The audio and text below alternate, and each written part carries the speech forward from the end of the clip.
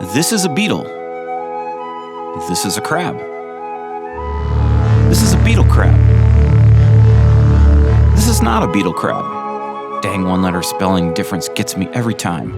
Let's do an in-depth review of the Beetlecrab Tempera. A bunch of hieroglyphics. White blinking lights. I had to look this one up because tempera is something you get at Red Lobster, but tempera is actually a painting technique. Happy little trees. It involves grinding and mixing pigments with things like an egg yolk. This yolk, not this one. Of blinking, beeping, and flashing lights. Blinking and beeping and flashing, they're flashing. That's kind of cool, and it's a great name for this synth because it's like having an infinite number of canvases where you're not only going to use notes and chords, but you're going to paint on a touch surface too. When I first opened up the package, two things struck me. First was the powder-coated metal body, which is pretty solid, and the touch surface.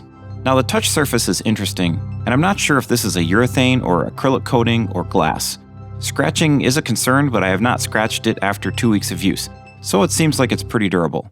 It also has indents to give you some tactile feedback, which is also a little weird as most of us are used to swiping on phones and tablets. I don't think this is a negative, it's just different and something to get used to.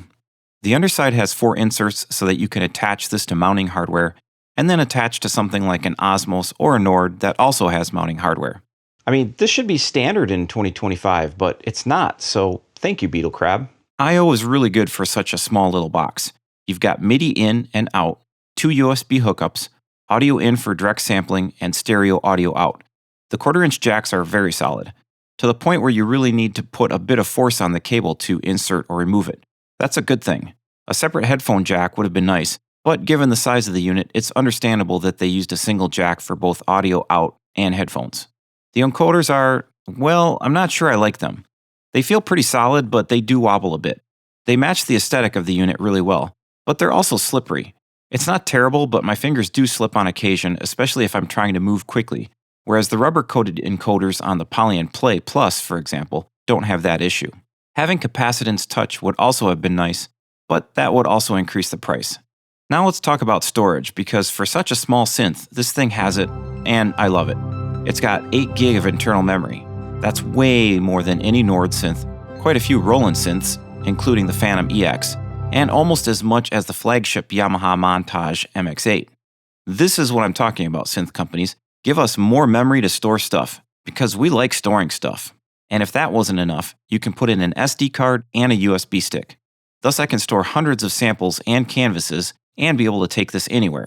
Speaking of anywhere, the Tempera does not have a battery, and it does not have power over USB, which seems like a bit of a miss on a unit this size aimed for the Groovebox community, which likes portable things.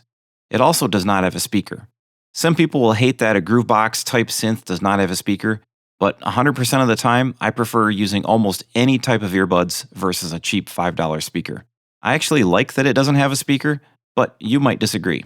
Finally, the buttons are rather small, but have a good tactile click to them, and the little icons over each button are easy to figure out once you've played with the unit for a couple of days. My overall impression of the hardware is that this is a well-built unit with a few negatives, but also some positives that are absent on synths that cost multiples of the Tempera. I would guess that most people are not going to be able to sit down and use the Tempera without watching a video or two, or reading the manual. In fact, I had to refer to the manual numerous times in the first few days of using the Tempera. This is mostly due to the unique nature of this synth, with its 8 lanes and 4 emitters. But once you've spent about 4 to 8 hours with it, you really start to understand its inner workings, and it becomes pretty much second nature. The side buttons are laid out in a pretty logical fashion, and you will likely go down the list as you set up your own canvases, starting with importing and trimming the samples, setting up the emitters, setting up the keyboard and scale, and then finally setting up modulators and effects. This is rounded out by your typical gear and disc icons. The macro button on the bottom is an easy placement for doing live performances. Like most small format groove boxes, there is some menu diving, but it's pretty well thought out and not bad once you get used to the machine. And there are a couple of nice touches when scrolling through menus, like having the bar at the right edge so you can see which menu you are in. or having all the knobs light up with the same color when you are working with a specific emitter. Finally, the graphical representation of the grains, filters, and modulators on each of the 4 LCD screens is a nice touch. One thing I do not like is the layout of the top 3 buttons. The round button, which acts like an Alt key, is too close to the up and down arrows to the point where if I'm not looking right at the buttons, it's pretty hit or miss if I actually hit the down arrow or the round button. I started to get better at this as time goes on, but I would have liked to see these placed a little further apart and also maybe provide a different tactile feedback. In keeping with the paint theme, we have canvases, where all the settings and samples are stored with one file. This is great and allows for easy swapping and trading of canvases. 2 things missing though is a quick save feature, as saving a canvas has you going through about 3 steps, and a simple way to transfer groups of files. Having a setlist feature would get rid of that problem. Finally, firmware upgrades are super easy. You just copy the latest version onto an SD card and follow the instructions. Just don't follow Andre's instructions and go start looking for a CD player. When I first turned the instrument on, I was kind of disappointed because a lot of the presets were horror and found sounds, and neither of these are genres I typically work with. There are some nice orchestral presets, and even though I'm not usually doing granular in conjunction with orchestral, they are pretty interesting.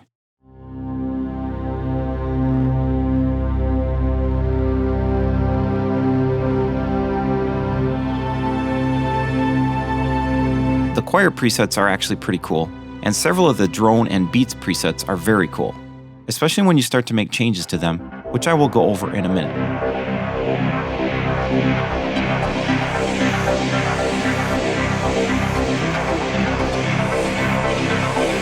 Overall though, I would have liked to see more synthesis presets, but there is a solution to that.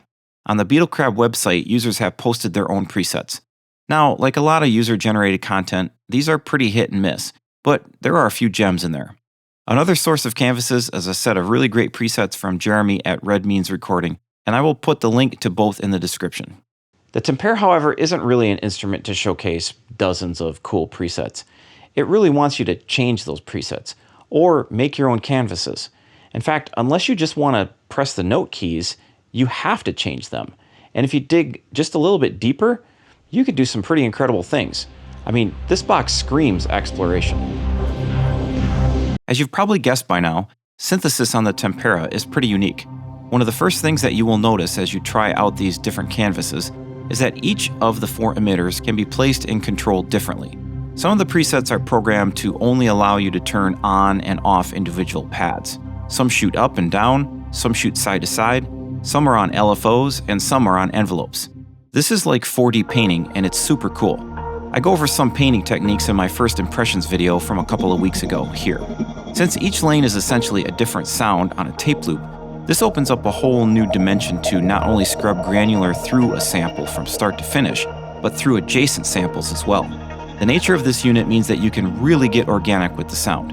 With the hold button, for instance, I can set up a pad that does not sound static at all, and a couple of simple touches every now and again can make either subtle or dramatic changes. That makes this synth ideal for a multi-unit setup, especially if you have a full keyboard. And I can play with both hands on a standard keyboard, set the Tempera up as a drone synth, and make occasional changes as needed without missing a beat. It's really a breeze to use this with other groove boxes also. In fact, the way it works is partially like a groove box. You can use it for live performance, or hit that hold button again and use it like a looper that you can then organically change. You can also emulate a wavetable synth with this. Just record different waves from something like Falcon or Faceplant into 8 samples and scrub through them in the X direction.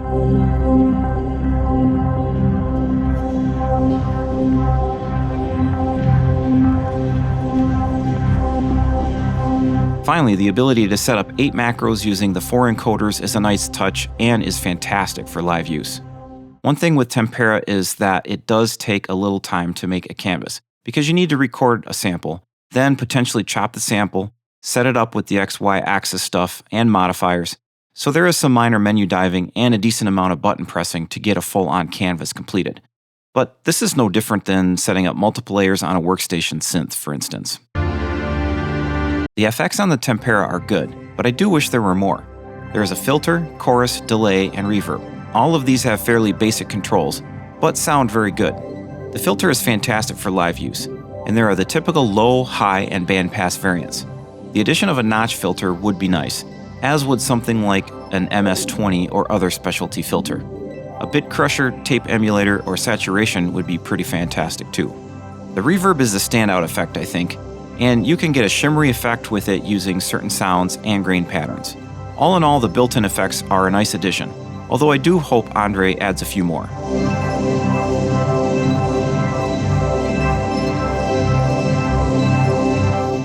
Finally, the last category relates to whether or not this is a gas purchase or something you're going to use. I mean, if you like the sounds, you're going to use it. If the UI is easy, you're going to use it. If it's fun, you're going to use it. And I can say yes to all three of those things. I took 3 different groove boxes on a trip with me to Colorado recently, and the Tempera was the only one I really used. The Tempera scores pretty high on every one of those things. The UI and learning curve might be off-putting to some, but I don't think that they are bad. And once you've spent a few days with it, it seems like it's not that hard at all. As for fun, well, I've got a video to put together next week, but the Tempera is kind of calling me, so I gotta decide if I'm gonna go work or play.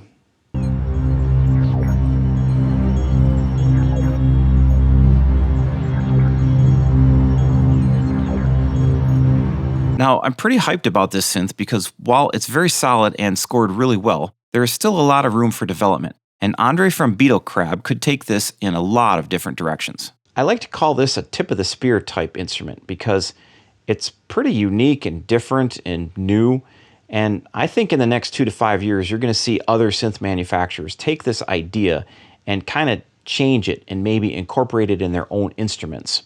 Which leads me to our last section. What are some crazy ideas that you have? Beetlecrab is still actively developing in the Tempera, so if you have any ideas, let Andre know. A couple that I came up with right off the bat would be to add different pulse modulators.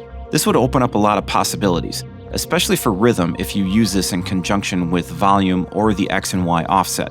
Being able to modulate the effects would be another great add, as would some of the other emitter values. Modulating the delay could get some pretty far out effects, and just more effects like a lo-fi effect and saturation would be fantastic. This is a great drone synth, and one thing that would make this insanely good for drones would be to be able to lock the note of specific emitters. It's easy getting a good drone going, but then I would like to be able to keep that drone on a single note while playing the other emitters using the keyboard. Adding a note lock option would let you do that. Finally, my last thought is potentially the next iteration of this great idea that Andre has developed into the Tempera. Now, I have no idea if this is possible, but there's no Z-axis on the Tempera. But having one would be incredible. It would be pretty cool to be able to chain the Z-axis to something and then spray along that as well. The first thing that comes to mind would be pitch. If you could set up 8 notes in the Z direction based on a scale, and then modulate or spray through them, that would be insanely cool. You could get some crazy arpeggiators going. If you had a Z-axis, what would you use it for? The Tempera is unlike any other synth that I own, and probably unlike anything else on the market. The closest thing that I can think of is the Plinky, which is a bit like the Tempera, but it's definitely its own thing. I'll put some of the differences up on the screen for comparison. The Tempera is part groovebox and part synth. It can produce interesting rhythmic, spray, and granular sounds, and can turn a few basic patches into an organic orchestration or a glitchy industrial masterpiece. If you like drone synths, this is for you.